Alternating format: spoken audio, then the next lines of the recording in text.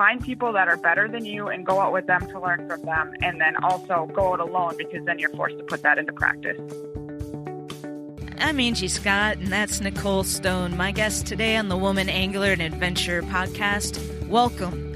Nicole shares her story and reveals her strategy to get yourself to the point where you're comfortable enough to get out there hunting and fishing on your own, and much more. Before we dive into it, I wanted to share with y'all some super exciting news. The press release for the next Women Ice Angler project just went out. This is a project started 5 years ago by my co-host Barb Carey to help spotlight female ice anglers in the media. This year's theme is all about facing your fears and following your passion. And they just added my guest today, Nicole Stone, to the 2019 team. Nicole is pumped, as are we. This year, they're going to be tackling Gitchigami, which means the Great Sea in Ojibwe, better known as Lake Superior. Talk about facing some fears. So be sure and stay tuned for more about that. All right, let's jump into today's episode. Welcome to the Woman Angler and Adventurer podcast, inspiring real women with a passion for fishing and the outdoors to go get their adventure on. Now, here's your host, Angie Scott and Barb Carey. Nicole Stone, welcome to the Woman Angler and Adventurer podcast. Hi, it's great to be on. Yeah, how's it going? It's going well. Just hanging out here in North Dakota. Been doing some fishing. It's been good. Awesome. So you started fishing pretty young, and then so you're like 6, I believe I read in your bio, and started hunting at 12. What drew you to those sports at such a young age? So I was a farm kid, and a lot of times that, especially a small town farm kid, family ran farms. So a lot of times those things I noticed with other kids as well. It kind of comes with being a farm kid. You're always outdoors. You know, you learn to take advantage of the resources given to you, which, you know, we used to bathe in the river and then we'd go fishing. That was like what we did for entertainment growing up. So that's all I knew. My parents both hunted and fished. My mom was really in love with the outdoors when I was a kid, so naturally I was too. It was just kind of part of our everyday life. We grew up fishing the local river, and then when we got older, my dad invested in a boat, so then we started fishing the local lakes, and then we had land because we were privileged in the sense of lucky to have a farm and land, and so I was able to hunt a lot of private land growing up for whitetail. So that's pretty much how it started. Well, one of my questions was going to be, like, did you have any female role models to look up to? It sounds like your mom probably played a pretty big part in getting you out there and, you know, giving you some kind of like female to look up to. Was there anybody else, or did you have any other siblings or anything like that also hunted and fished? So it was primarily my mom. Like, my dad introduced me to waterfowl hunting and those things, and then my mom just loved to be outdoors. So she was the main female role model that did it. I do have a younger brother that I obviously could go out hunting with or fishing with. That was just nice to have a companion growing up. But otherwise, it really wasn't any set person outside of just the environment I was in. Like, that's what we did. I didn't know much else growing up. And yeah. I'm glad now. Yeah. Do you have any memories, like, from childhood of hunting or fishing that, like, really stand out to you? So my first really great memory of hunting as a kid was when I shot my first big buck with a rifle. My parents set me up at a piece of property where we're from in Minnesota. There's not a lot of open land, but there was on this piece of property. And I remember I seen this deer. He ended up being 300 yards out, which I don't ever recommend someone taking a 300-yard shot, but I was young and I did it. Yeah. And he came walking down the hill, and I set my gun up, and I remember I see in his rack through the binocs and through the scope, but I wasn't entirely sure what I was doing. And I shot, ended up shooting about 8 times, and I got him. And I don't know that I wounded him at first or what happened, but he just stood there. And then he eventually literally laid down. I remember freezing so bad. This is November in Minnesota, so it's very cold. Oh, yeah. And running home, to tell my dad, like, I think I shot a nice deer, And then we drove out there together, and I had shot a 10-point buck. It was a nice 10-point buck. It was no monster. But it was a great memory as a kid. That was first buck, just excited, yeah. That kind of reminds me, and not quite probably as big of a scale, but one time when I was growing up, I also grew up in Minnesota, and I was fishing off a dock. We were up at a resort. It might have been Lake Vermilion or something. And at that time, I'd fished, but I hadn't really gotten into baiting my own hook and actually handling the fish. I think I'd started baiting my own hook, but not actually taking the fish off the hook. I was still a little scared of that. And I was fishing off the dock, and all of a sudden I landed this huge smallmouth, and it fought so hard, and I was shaking, the adrenaline was pumping, because I was out there, like I said, by myself. So this was I felt like I'd done this. This was the first one I did on my own, and real big fish. And it kind of swam under the dock, and it was getting wrapped around. And I was able to grab a net and get it. And I just remember running up to the cabin as fast as I could, Dad, I caught this fish, It kind of reminded me similar. Yeah. So he'd come down, and, we took pictures and stuff. And so, yeah, and it's just kind of reminded me of that memory. I know what you must have felt like, after landing it. That excitement. Yeah. Yeah. That's cool. That's very cool. So you graduated college in 2012 with a degree in atmospheric science. What led you to choose that field of study? So when I was younger, I really liked two things, the outdoors and weather. And so at the time, and still it's tough to make it in the outdoors, right? So I ended up going for the path of weather, being a meteorologist. So I love storms, and that's kind of what led me to go to college for it. And then I ended up being able to graduate a little bit early with that degree. And then I worked on a mesonet where I actually took weather-based measurements from eastern Montana all the way to northwestern Minnesota. And I did that for quite a few years. Really enjoyed taking the weather side of things, but then ended up deciding I had a couple other dreams I wanted to tackle. So I ended up leaving that field to try being my own boss and running a media business. But I still love the weather. People still relate me to weather, I guess. That's why I became a meteorologist. What was the process like of leaving that field and pursuing, your outdoor and media dreams? I think the process was I had a great job. I loved it. I was able to work outside and run instrumentation. And that was something I loved, was being able to work with my hands and being outdoors.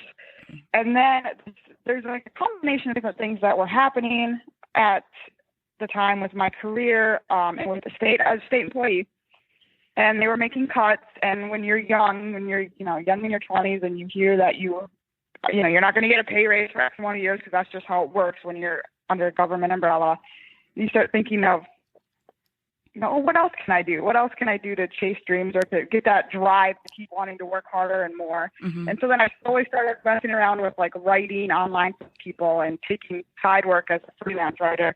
And that I started realizing I could make money off of that. And then I had more time, if I did this full time, I'd have more time to hunt and fish and then see where I could go with all that.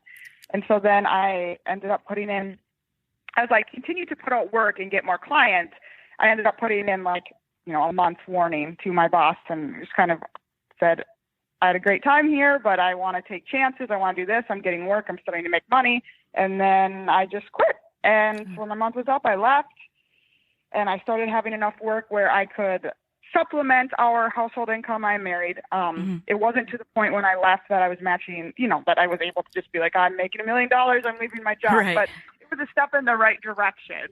And that's probably the most challenging part of it is just getting the courage to take that chance and try to chase something else, try to find clients, pitch myself to other people, prove I can do media, I can do social media, I can write, I can make blog posts rank. And then since my interest is in the outdoors, I was able to find outdoor companies and people to work with as well to really put those two together, which help. I think that combining two passions like that, it just makes you all the more focused and excited about what you're doing. So that's really cool that you've found a way to be able to do that. When did you start producing videos of your own outdoor adventures? You have Nicole Stone Outdoors, and you have a ton of YouTube videos and a pretty big following there. When did that process start? That started this last November. We went out, so we freeze up quickly up here, especially some of our shallower lakes freeze up before others. So we went to one of the well-known lakes to freeze up quickly, which was Red Lake, fantastic walleye fishery. And I was like, one day I just said, I know I can catch fish today. There's not a lot of female ice fishing people out there right now. So I'm just going to make a couple videos and see what happens, just because I'm going to be fishing either way, right? Like, I'll set my camera up and I know I'll catch fish. So I just tried it and I enjoyed it. Like, for whatever it's worth, I just enjoyed doing it myself and recording fishing and what I love doing and put one out there. That was pretty much it. And it's been okay. It's been fun to do. It's fun to share your fishing experiences with others. Yeah. Do you do all your own editing and producing of those videos? Yeah, I do all of it. I just kind of throw it together and just, put something together to put out there and see what happens. And I think with YouTube, it's tough because it takes time to, I'm sure you probably know this as well, like to edit out a video just takes time, even if it's not a perfect edit or it's not the greatest. Like, no matter what, it's just time you're putting into it that you don't get payback. So I just do it for fun. Yeah. Have you had any that went kind of viral so far? The closest one that went viral was my solo fishing for my ice fishing. It was solo fishing. I just did like a jig review for a business, and then I'm just going to go out solo fishing today and just say solo fishing on there. And apparently ice fishing, solo fishing, and women, is something that must not be overdone, because that one ended up getting like 40,000 views. And wow. I don't know why, in the sense of I don't know that the content was that great, but maybe it's just the idea. I'm not quite sure. Yeah, I think definitely. I've interviewed one lady on the podcast who goes out and does solo hunts, which you also don't run into a lot, with women just going out there and hunting on their own, staying overnight or whatever. So yeah, I think that's definitely, because it's so rare, that's a huge thing that people are kind of drawn to see. Very true. Cool. It is rare. Unfortunately, I always say that, unfortunately it's rare, right? I mean, it shouldn't be. Right. But our purpose through this podcast is just to, capture these stories of women like you who are getting out there and doing those things, and hopefully inspire other women. Like Barb Carey, my co-host, says, if she can do it, I can do it. And that's, what we're trying to showcase in the show. So yeah, perfect. I couldn't agree more. That's exactly the mentality. That's perfect. Do you have any quick and dirty tips for women out there who are wanting to get out? They're just a little intimidated to just get out there and do it on their own. Whether it be, this could be pertaining to freshwater fishing, ice fishing, or hunting. Yeah. So when it comes to fishing, I absolutely love this question, because a lot of times I feel like there's from what I've seen on social media, a lot of women can be kind of timid about doing it themselves or taking the boat out themselves. And the number one thing I want to say is, one of the best ways to become a better fisherwoman quicker is to go fishing alone, because then you're forced to learn your electronics better. You're forced to be the one to find the fish. You're forced to be the one to learn better boat control, which are all crucial to actually catching the fish. And to do this, what I think a lot of women need to do is go out with someone they're comfortable with, whether it's ice fishing or regular fishing or even hunting, someone that really knows their stuff and they're comfortable with, their husband, their father, their mother, whoever it may be.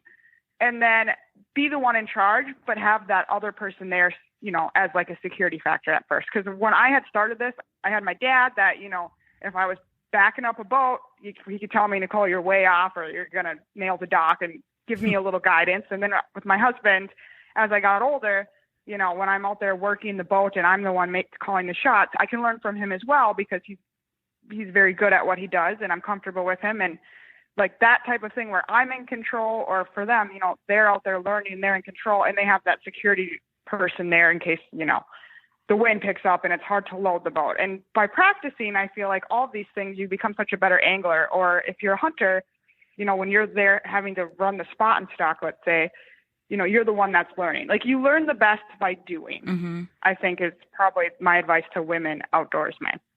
And it's just a matter of practicing. Would you agree? You obviously do this stuff yourself, and you're. Yes, no, I agree. Yeah, I agree 100%. I've learned so much by getting out, taking my own boat out, trying to figure out where I think might be a good spot where I might have some success catching fish.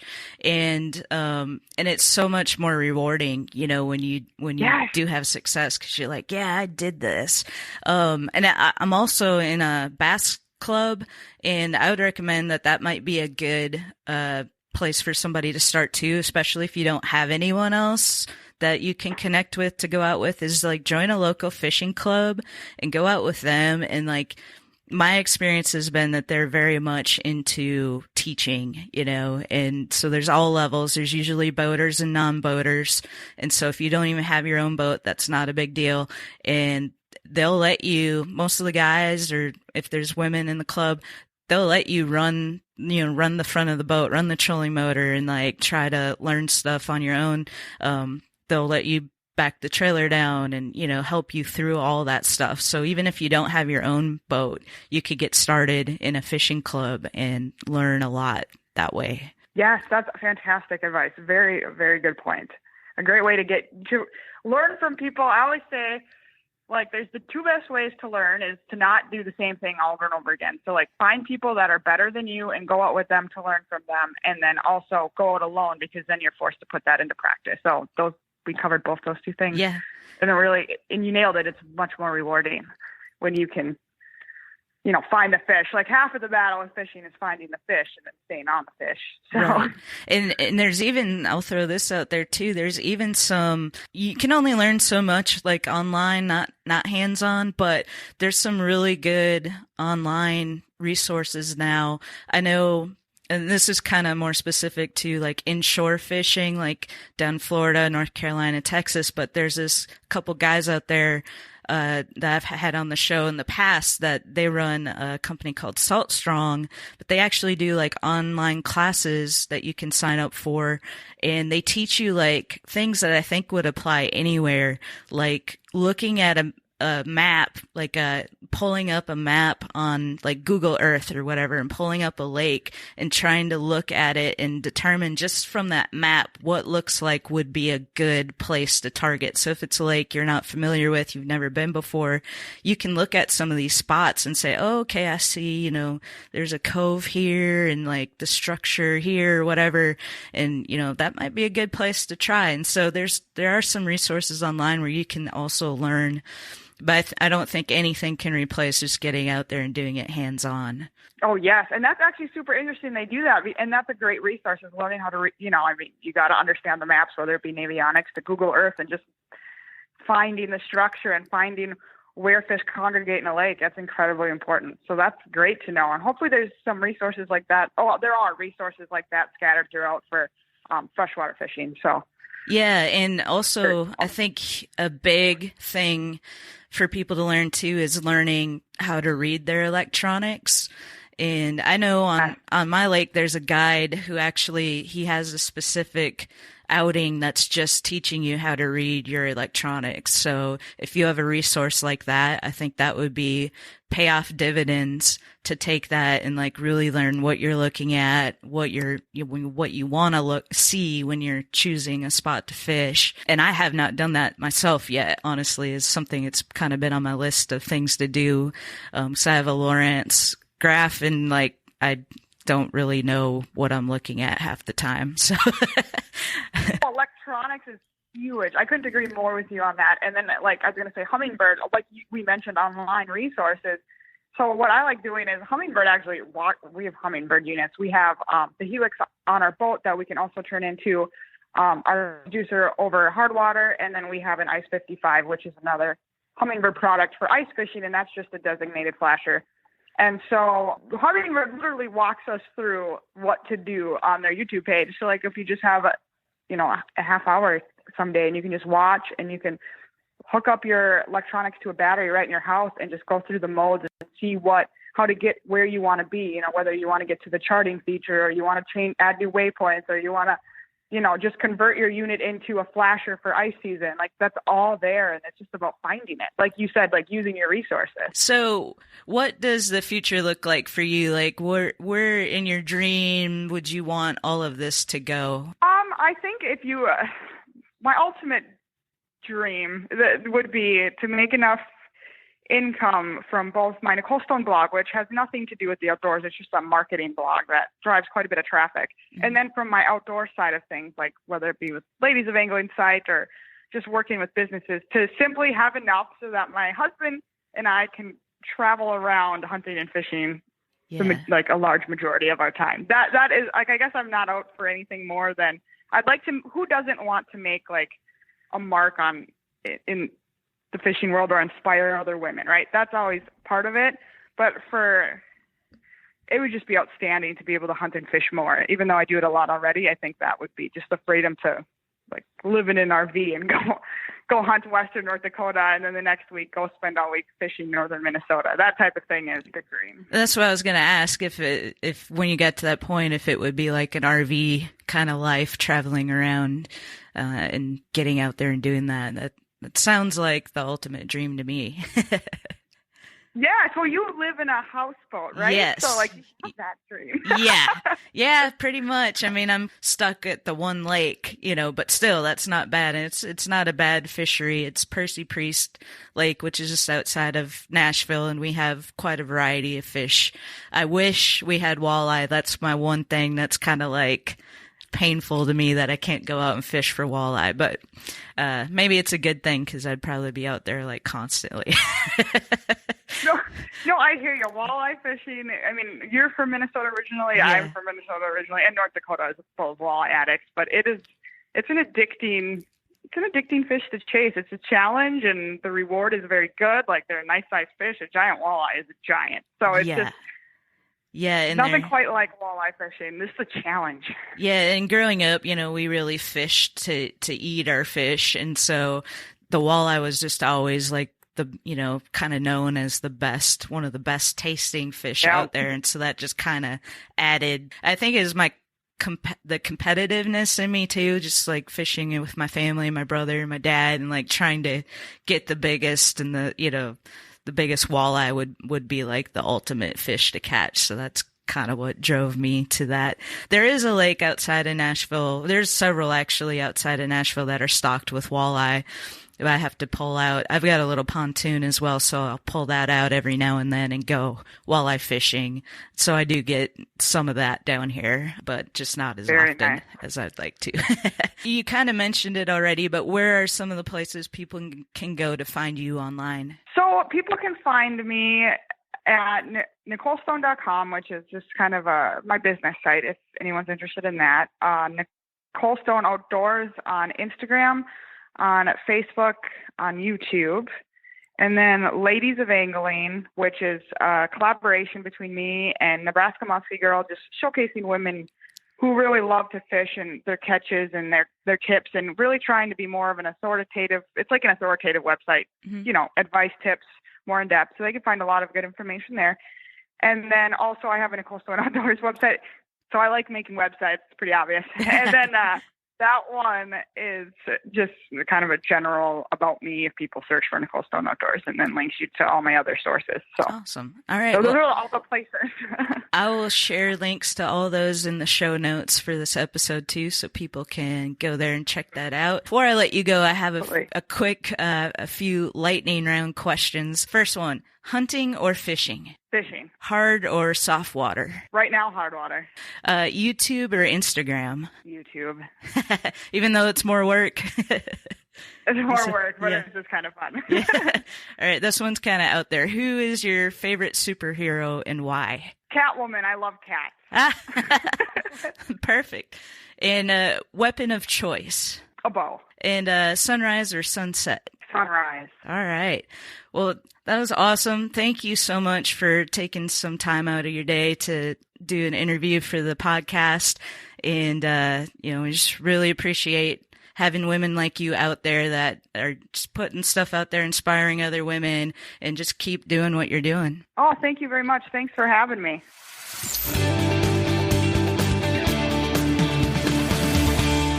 Thanks for listening to this episode of The Woman Angler and Adventure. Head on over to the show notes at thewomanangler.com/33 so you can check out some photos and check out some links to the things that we were talking about in this episode.